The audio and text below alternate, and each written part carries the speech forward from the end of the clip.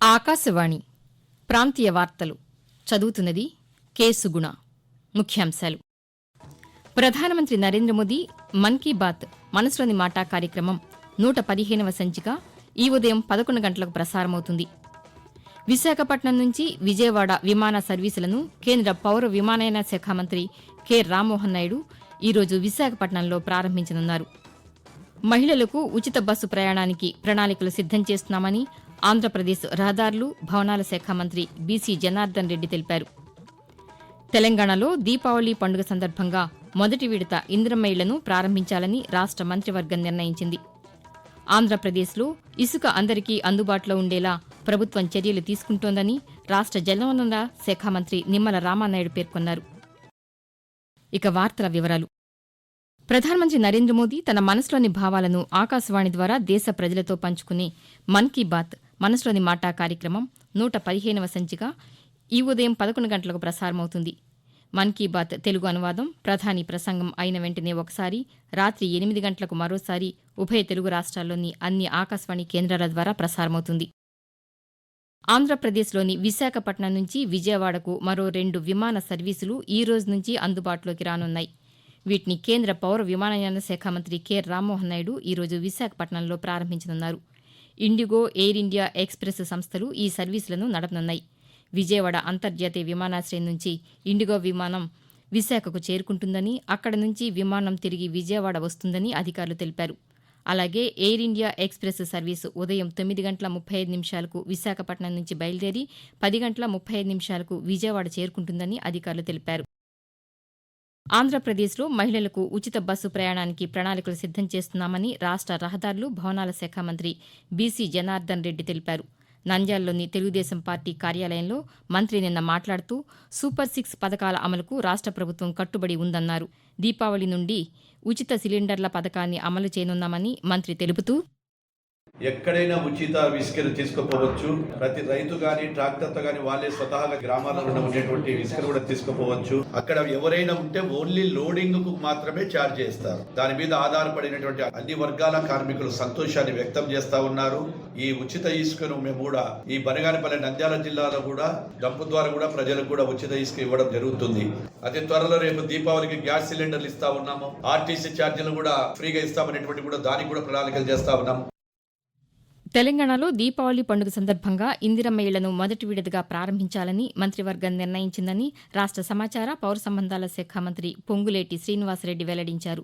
హైదరాబాద్లో ముఖ్యమంత్రి ఏ రేవంత్ రెడ్డి అధ్యక్షతన సచివాలయంలో నిన్న జరిగిన రాష్ట మంత్రివర్గ సమావేశంలో పలు కీలక నిర్ణయాలకు ఆమోదం తెలిపారు. ఈ సమావేశ వివరాలను మంత్రి పాతికేయులకు వెల్లడించారు.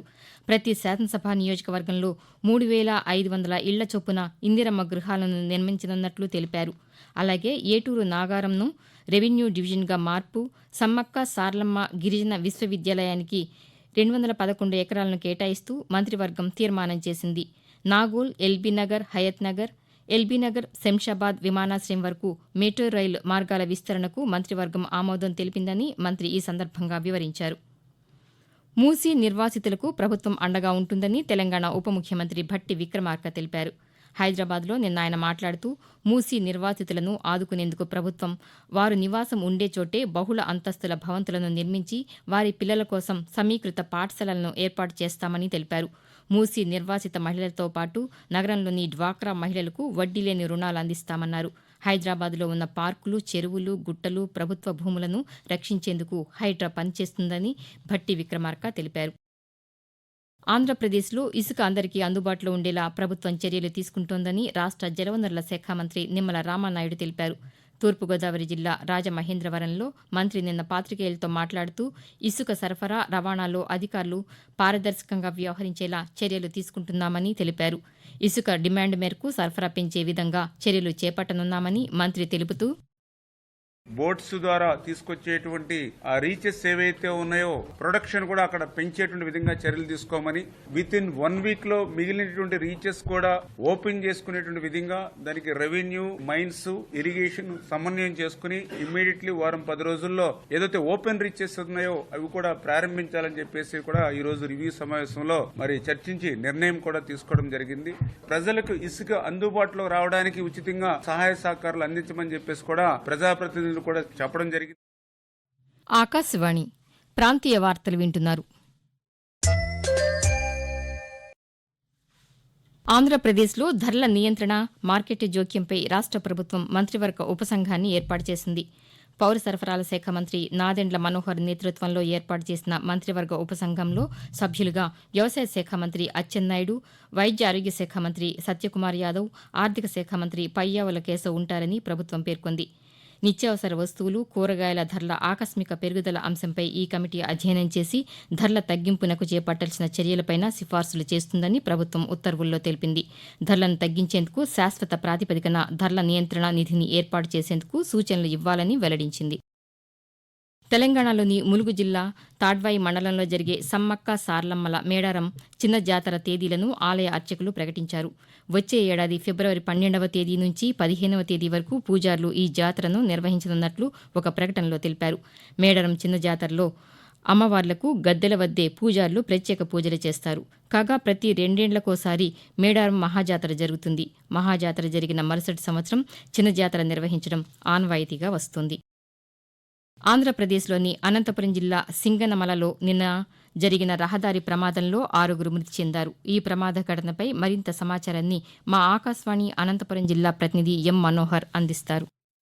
అనంతపురం జిల్లాలో శనివారం సాయంత్రం ఘోర రోడ్డు ప్రమాదం జరిగింది. కారు తాడిపత్రి నుండి అనంతపురం వైపుగా వస్తోంది. అదే సమయంలో లారీ అనంతపురం నుండి తాడిపత్రి వైపుకు వెళ్తూ ఉంది. నాయనపల్లి క్రాస్ వద్దకు రాగానే కారు లారీని అతివేగంగా ఢీకొనడం జరిగింది. ఈ ఘటనలో కారులో ఉన్న 6 మంది అక్కడికక్కడే మృతి చెందారు. మృతి చెందిన వారంతా అనంతపురంలో ఇస్కాన్కు చెందిన వారని, వీరంతా తాడిపత్రిలో కృష్ణ సంకీర్తన కార్యక్రమంలో పాల్గొని తిరిగి వస్తున్న సమయంలో ఈ ఘటన జరిగిందని సమాచారం. పోలీసులు ఘటనా స్థలానికి చేరుకుని మృతదేహాలను శవ పరీక్ష నిమిత్తం ప్రభుత్వ ఆసుపత్రికి తరలించి కేసు నమోదు చేసుకుని దర్యాప్తు చేస్తూ ఉన్నారు. ఇదిలా ఉండగా ఈ ప్రమాద ఘటనపై ముఖ్యమంత్రి నారా చంద్రబాబు నాయుడు దిగ్భ్రాంతి వ్యక్తం చేశారు. ప్రమాద వివరాలను అధికారులను అడిగి తెలుసుకున్నారు. బాధిత కుటుంబాలకు ప్రభుత్వం అండగా ఉంటుందని హామీ ఇచ్చారు. తెలంగాణలో ఇందిరమ్మ ఇళ్ల లబ్దిదారుల ఎంపికకు ప్రత్యేక యాప్ను రూపొందించామని రాష్ట రెవెన్యూ శాఖ మంత్రి పొంగులేటి శ్రీనివాసరెడ్డి వెల్లడించారు. హైదరాబాద్లోని రాష్ట సచివాలయంలో లబ్దిదారుల ఎంపిక కోసం రూపొందించిన యాప్ను మంత్రి పరిశీలించారు. ఈ సందర్భంగా ఆయన మాట్లాడుతూ త్వరలోనే తెలంగాణలో ఇందిరమ్మ ఇళ్ల పథకాన్ని ప్రారంభిస్తామని, లబ్దిదారుల ఎంపిక పారదర్శకంగా ఉంటుందని చెప్పారు. అర్హులందరికీ ఇందిరమ్మ ఇళ్లు ఇస్తామన్నారు. లబ్దిదారుల ఎంపిక నుంచి ఇళ్ల కేటాయింపు వరకు సాంకేతిక పరిజ్ఞానాన్ని వీలైనంత ఎక్కువగా వినియోగించుకోనున్నామని తెలిపారు. గ్రామీణ ప్రాంతాల ప్రజలను దృష్టిలో ఉంచుకుని యాప్లో వాడుక భాష తెలుగుకు ప్రాధాన్యం ఉండేలా చూడాలని అధికారులకు సూచించామని మంత్రి వివరించారు. విద్యార్థులకు విద్యతో పాటు నైపుణ్యాలను నేర్పించాల్సిన అవసరముందని త్రిపుర గవర్నర్ బి ఇంద్రసేనారెడ్డి అభిప్రాయం వ్యక్తం చేశారు. పశ్చిమ గోదావరి జిల్లా భీమవరంలోని భారతీయ విద్యాభవన్లో నిన్న నిర్వహించిన కార్యక్రమంలో ఆయన పాల్గొన్నారు. ఈ సందర్భంగా త్రిపుర గవర్నర్ మాట్లాడుతూ భారతీయ విద్యాభవన్ విద్యార్థులకు విలువలతో కూడిన విద్య అందిస్తోందన్నారు. చదువుతో పాటు సాంస్కృతిక, క్రీడా అంశాలకు పాఠశాలలు ప్రాధాన్యం ఇవ్వాలని తెలిపారు. విమానయాన సంస్థలకు ఇటీవల కాలంలో బాంబు బెదిరింపులు పెరుగుతున్న నేపథ్యంలో కేంద్ర ఐటీ శాఖ కీలక ఆదేశాలు జారీ చేసింది. ఇలాంటి బెదిరింపుల వల్ల ప్రయాణికులకు ఇబ్బందులు తలెత్తుతున్నాయని, అసత్య వార్తలు వ్యాప్తి చెందకుండా తగిన చర్యలు తీసుకోవాలని సామాజిక మాధ్యమ వేదికలను ఆదేశించింది. నిబంధనలను అతిక్రమించినట్లయితే ఇన్ఫర్మేషన్ టెక్నాలజీ చట్టం ప్రకారం కఠిన చర్యలు ఉంటాయని హెచ్చరించింది. వివిధ ఎయిర్లైన్స్లకు ఇటీవల వచ్చిన బాంబు బెదిరింపుల ఫోన్ కాల్స్, వాటి వల్ల అంతరాయాలు ఏర్పడిన విమాన సర్వీసులు, ఇతర కార్యకలాపాలను కేంద్ర ప్రభుత్వం ఈ సందర్భంగా ప్రస్తావించింది. ప్రాంతీయ వార్తలు ముగించే ముందు ముఖ్యాంశాలు మరొకసారి. ప్రధానమంత్రి నరేంద్ర మోదీ మన్ కీ బాత్ మనసులోని మాట కార్యక్రమం 115వ సంచిక ఈ ఉదయం 11 గంటలకు ప్రసారమవుతుంది. విశాఖపట్నం నుంచి విజయవాడ విమాన సర్వీసులను కేంద్ర పౌర విమానయాన శాఖ మంత్రి కె రామ్మోహన్ నాయుడు ఈరోజు విశాఖపట్నంలో ప్రారంభించనున్నారు. మహిళలకు ఉచిత బస్సు ప్రయాణానికి ప్రణాళికలు సిద్దం చేస్తున్నామని ఆంధ్రప్రదేశ్ రహదారులు, భవనాల శాఖ మంత్రి బీసీ జనార్దన్ రెడ్డి తెలిపారు. తెలంగాణలో దీపావళి పండుగ సందర్భంగా మొదటి విడత ఇందిరమ్మ ఇళ్లను ప్రారంభించాలని రాష్ట మంత్రివర్గం నిర్ణయించింది. ఆకాశవాణి ప్రాంతీయ వార్తలు ఇంతటితో సమాప్తం.